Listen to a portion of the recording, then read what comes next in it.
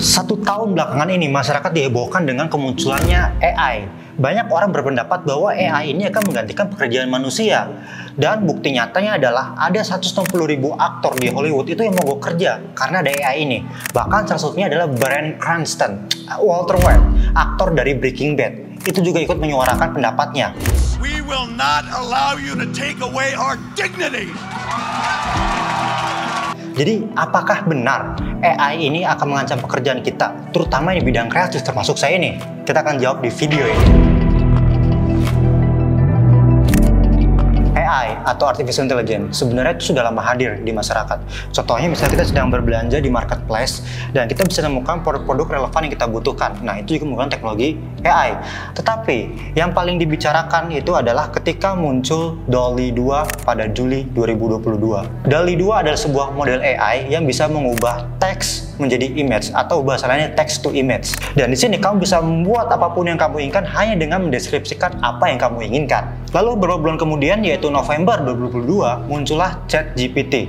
Dan kedua AI yang disebutkan tadi itu dibuat oleh perusahaan yang sama yang bernama OpenAI. Nah, OpenAI ini berdiri itu di tahun 2015 yang didirikan oleh Elon Musk dan juga Sam Altman. Ya, Sam Altman yang kemarin dipecat terus mau ke Microsoft balik lagi ke OpenAI. Pernah lihat gambar ini? Ini adalah sebuah karya yang bertajuk Theatre de Opera Spatial buatan Jason Allen. Dan karya seni ini menangkan di Colorado State Fair, Amerika. Namun, yang uniknya adalah ini bukan hasil karya menggunakan tangan, melainkan ini adalah buatan dari AI. Jadi di sini si Jason Allen mengklaim dia membutuhkan waktu berminggu-minggu untuk membuatnya menggunakan aplikasi Midjourney yang bisa kalian akses di Discord. Dan dia mengklaim meskipun ini menggunakan AI, tapi ini gua buatnya juga susah bang. Kurang lebih gitu katanya. Namun meskipun begitu, banyak kritikus, netizen, ataupun artis luar sana itu merasa nggak setuju dengan kemenangan ini. Karena ya saya paham sih, si AI ini kan itu di training ya. Nah, data training itu dapat dari mana? Dapat dari website-website yang ada di internet. Nah, contohnya apa? Kayak ArtStation, Shutterstock. Kalau nggak percaya, lihat video ini. Ini video Will Smith lagi makan spaghetti. Atau lihat video ini, The Rock makan The Rock gitu. Jadi, dan lihat di videonya, itu ada logo. Kita tahu itu logo apa? Logo Shutterstock. Artinya apa? Artinya, itu data training diambil dari Shutterstock. Nah, begitulah banyak pro dan kontra. Menurut teman-teman bagaimana? Perkembangan AI tidak berhenti di situ. Kalau misal sebelumnya DALL-E hanya bisa membuat teks menjadi image, namun masih di tahun yang sama, yaitu Oktober 2022, Google mengumumkan sebuah AI terbaru yang namanya Imagen. Dengan Imagen ini, dia bisa mengubah teks menjadi video. Yes, saya tahu hasilnya masih belum bagus dan masih ada ketidakkonsisten kualitasnya, tapi ingat, itu setahun yang lalu. Dan kamu penasaran nggak gimana setahun sekarang hasilnya? Ini dia. Gimana? Bagus nggak? Dan semenjak itu mulai banyaklah aplikasi-aplikasi AI yang berkembang di masyarakat. Dan banyak juga pro dan kontra. Ada yang setuju dengan adanya AI dan ada juga yang kontra. Nah, teman-teman ini termasuk tim yang mana? Setuju atau tidak? Kalau saya pribadi sih, saya sebagai praktisi juga. Dan saya setuju dengan perkembangannya AI. Kenapa? Karena saya sendiri pun salah satu orang yang mengikuti perkembangan AI. Jauh sebelum AI itu gampang diakses oleh masyarakat. Jadi pada tahun lalu itu, contoh misalnya kita membuat text to image, itu nggak semua orang bisa coy, nggak bisa. Jadi contoh DALL-E 2, itu ada daftar tunggunya. Midjourney, itu berbayar. Jadi salah satu cara yang bisa saya pakai itu menggunakan Stable Diffusion yang diinstal secara lokal. Dan teknologinya teknologi yang sama, yaitu mengubah teks menjadi image. Namun, meskipun itu bisa diinstal secara lokal menggunakan komputer, nggak semua komputer itu bisa menggunakannya. Di sini saya menggunakan komputer 3080 dengan VRAM-nya 10 GB. Orang yang di bawah VRAM 10 GB itu nggak bisa. Bahkan awal-awalnya untuk membuat Stable Diffusion itu harus di atas 10 GB VRAM-nya. Jadi aksesnya dulu itu susah, tidak seperti sekarang. Dan fungsinya untuk apa? Jadi dulu itu kadang ada sebuah brief yang nggak saya mengerti, maksudnya apa briefnya. Jadi saya coba masukin briefnya ke Stable Diffusion, maka Stable Diffusion itu akan menerjemahkannya ke sebuah gambar. Jadi contoh di sini saya dapat brief pengen membuat sebuah gapura yang di dekat air, di sungai gitu. Saya bingung. yang bagusnya seperti apa. Saya kasih ke AI dan inilah hasilnya. Dan berangkat dari situ, saya ubah menjadi 3D. Ya, nggak berhenti juga. Ada brief, pengen membuat kursi Majapahit. Saya nggak tahu Majapahit seperti apa. Jadi saya tulis saja a chair of Majapahit Indonesia bla bla bla bla dan boom. Dapat dan saya terjemahkan menjadi 3D. Dan itulah fungsi dari AI ya, bisa membantu kita dalam bekerja. Nah, sekarang dengan adanya perkembangan zaman, kita nggak perlu komputer-komputer yang canggih. Kita bisa menggunakan sebuah laptop aja. Contohnya laptop depan saya ini, yaitu adalah Acer SwiftX 14. Laptop ini memiliki desain yang tipis dan ringan. Meskipun terlihat tipis dan ringan, tetapi dalamnya itu liar sekali. Karena di sini sudah menggunakan Core i7 generasi 13 dan VGA-nya itu RTX 4050. Layarnya itu sudah OLED di resolusi 2,8K dengan color gamut sampai dengan 100% DCI-P3. Itu udah cocok banget dah buat untuk kebutuhan kreativitas. Dan pastinya laptop ini juga sudah diinstal Windows 11 dan juga sudah ada Microsoft Office Home Student 2021. Nah, dikarenakan laptop ini sudah menggunakan Windows 11, maka ada 4 fitur AI menarik yang bisa membantu pekerjaan kamu. Yang pertama adalah Copilot. Copilot ini adalah fitur AI bawaan dari Windows 11 yang memiliki banyak kegunaan. Dan salah satunya, dia bisa mengubah teks menjadi image ya. Jadi kita ke bawah sini ya, ada tulisan Pre Copilot. Nah, kita ketik aja. Contoh, buatkan enter ya.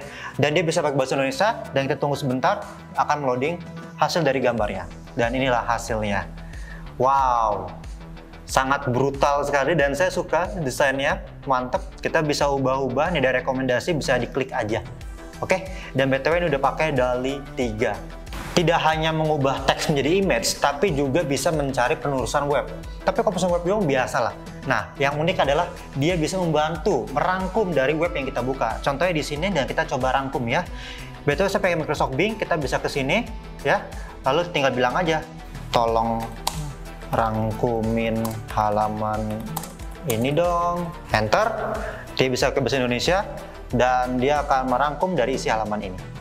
Jadi ini bisa membantu kita lah untuk menghemat waktu. Kalau misalnya nggak males baca bahasa basi, mending langsung aja kita kayak gini aja. Gimana? Epic nggak?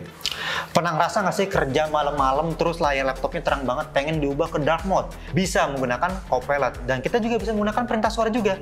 Di sini ada logo mikrofon, kita klik aja. Turn on dark mode. Lalu kita bilang, "Sir, would you like to search dark mode?" Yes, please. Dan bisa berubah. Segampang itu. Epic. Tapi khusus untuk perintah suara saat ini hanya bisa untuk bahasa Inggris saja ya. Selanjutnya adalah snipping tool. Kalau biasa snipping tool cuma screenshot doang, sekarang bisa mengekstrak teks dari sebuah image. Contohnya ini Windows Shift S. Lalu kita pilih bagian ini. Saya tahu ya ini tulisan Tasker One, tapi apakah bisa dia mengenal ini Tasker One? Lalu kita klik bagian sini, maka dia akan mengekstrak teksnya, copy alt text, dan kita akan coba buka notepad dan Ctrl V. Tasker One. Epic. Fitur berikutnya adalah Paint. Kalau dulu Paint itu cuma buat gambar-gambar biasa, sekarang bisa buat ngedit foto juga. Contoh misalkan lagi nyari gambar yang PNG untuk background transparan, tapi dapatnya gambar kayak gini. Nah, dengan Paint kita bisa menghapus backgroundnya. Jadi gini caranya, kita file, open, cari gambarnya di mana. Contohnya ini gambarnya, lihat transparannya kayak ini. Tinggal klik aja icon ini, maka otomatis boom transparan. Kalau nggak percaya kita akan file, save as PNG ya, kita akan taruh bebas, taruh di mana, harimau. Dan inilah hasilnya, transparan. Epic. Ya, bagi teman-teman di sini yang hobi ngedit, di Windows 11 itu udah ada aplikasi bawaan namanya Clipchamp. Nah, Clipchamp ini punya beberapa fitur andalan. Yang pertama adalah Create Video with AI. Jadi dengan fitur ini, kamu tinggal pilih videonya, lalu pilih style yang ingin seperti apa, nanti otomatis AI akan mengedit video kamu. Tidak hanya fitur AI juga, tapi Clipchamp juga menawarkan berbagai macam template untuk kebutuhan editing. Contoh di sini saya akan membuat sebuah video ya, create new video, dan kita akan import videonya di sini ya. Dan di sini ada berbagai macam tab. Contohnya di sini kita akan import dulu videonya ke dalam sini untuk mulai proses pengeditan. Dan kita contoh mau masukin template, kita klik template bagian sini, maka muncul berbagai macam template yang sekarang kita perlukan. Contohnya gaming, kita klik gaming. Nah, ini kita bisa melihat ada template untuk kebutuhan outro dari sebuah video. Kita tinggal klik ini aja, use template, maka template ini akan nge-load ke Clipchamp dan kita bisa menggunakan template ini untuk keperluan editing. Contoh, kita mau ganti akun name-nya, bisa. Kita bisa klik aja AQ name-nya ya. Lalu kita ke sini belah kanan text dan bisa diganti. Rifki Art Studio gitu, dan bisa diganti juga fontnya sesuai dengan keinginan teman-teman. Lalu kalau misalnya sudah selesai, bisa langsung ekspor. Kita klik aja ekspor, bisa pilih quality-nya, kita pilih 1080 karena video saya 1080 saja ya, dan kita kasih nama videonya RAS. Nah, ini kita bisa langsung mau share ke YouTube, bisa TikTok, bisa. Jadi udah dimudahkan lah untuk proses editing melalui Clipchamp ini. Dan ini dia hasil videonya, dan kita akan bisa play.